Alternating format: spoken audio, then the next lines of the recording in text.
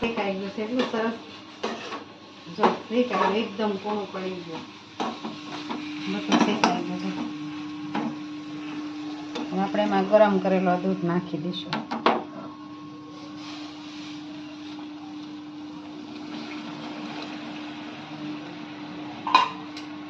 તો હલાવવાનું પાછું બરાબર.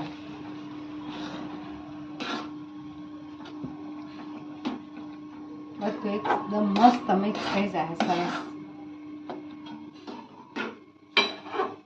એટલું દૂધ બળી ગયું ને પછી આવડ્યા મેં સાકર નાખી. ખાંડમાં ન બનાવું, હલવો છે, ખીર છે, એવું અમુક વસ્તુ હોય ને સાકરમાં બનાવું. સાકરને પીસી નાખી છે, જો પાવડર કરી નાખ્યું એવી નાખશું. સાકરમાં નડે નહીં, ખાંડ હોય ને નડે. પેલા નડે કે સાકર ખાવ ઉધરો આવે ને સાકર મોઢામાં ન ખાવતા, નડે નહીં દીધી. હવે બધું બળી જવા દેવાનું. બધું બરાબર મિક્સ થઈ ગયું, બધું દૂધ બળી ગયું, એકદમ માવા જેવું થઈ ગયું.